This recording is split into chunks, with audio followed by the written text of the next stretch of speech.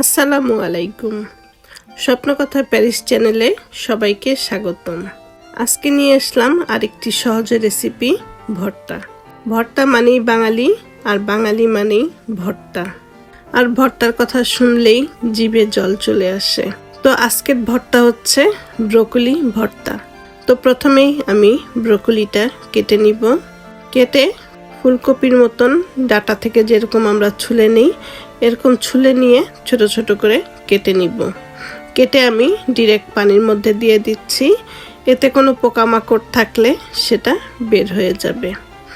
আর এমনিতে ব্রকলি খুবই পরিষ্কার থাকে, তারপরও মনের সন্দেহ দূর করার জন্য পানি দিয়ে ধুয়ে নিতেই হয়। তো আমি পানির মধ্যে দিয়ে ভালো করে ধুয়ে তারপরে পানি ঝেড়ে ঝেড়ে ব্রকলিগুলো তুলে নিলাম।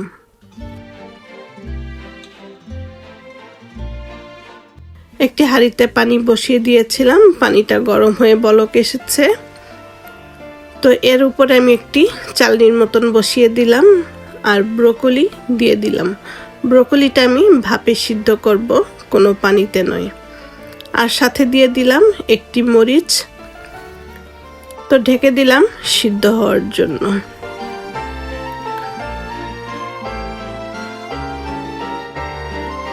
তো ব্রকলিটা সিদ্ধ হয়ে গেছে, সাথে মরিচটাও সিদ্ধ হয়ে গেছে।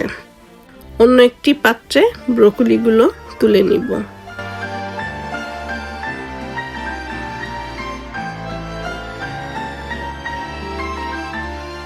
এবার চুলায় একটি প্যান বসিয়ে দিয়ে এর মধ্যে সামান্য পরিমাণে তেল দিয়ে দিব।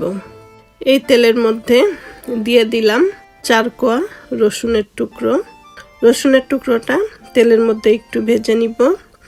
এরপরে দিয়ে দিব পেঁয়াজ কুচি। পেঁয়াজ কুচিটাও হালকা করে ভেজে নিব। তো পেঁয়াজ রসুনটা প্রায় ভাজা হয়ে যাচ্ছে, তখন আমি পেঁয়াজ আর রসুনটা একটু সাইড করে রেখে যেই মরিচটা সেদ্ধ করেছিলাম সেই মরিচটা সাইডে দিয়ে দিব। তো উল্টে পাল্টে মরিচটা একটু পুড়িয়ে নিব, আর সাথে পেঁয়াজ রসুনটা একটু ভেজে নিচ্ছি। পেঁয়াজ এবং রসুনটা ভাজা হয়ে গেছে, তো এটা আমি তুলে নিলাম। আর মরিচটা আর একটু ভেজে নিব। মরিচে একটু পোড়া পোড়া কালার হলেই মরিচটা তুলে নিব।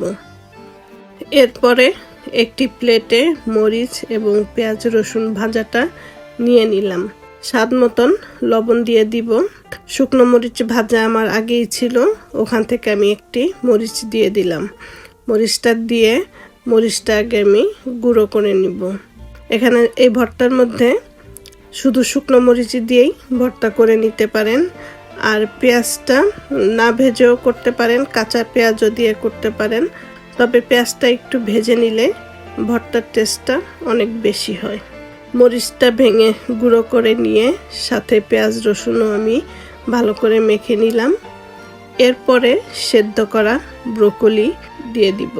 ব্রকলি দিয়ে হাত দিয়ে চেপে ব্রকলিগুলো ভেঙে গুঁড়ো করে নিব আর পেঁয়াজ রসুনের সাথে মিশিয়ে নিব। তবে এরকমভাবে মিশাবো না যে ব্রকলি একবারে গলে যায়। পেঁয়াজ রসুনের সাথে কিছুটা মিশিয়ে নেওয়ার পরে এরপরে দিয়ে দিব সরিষার তেল।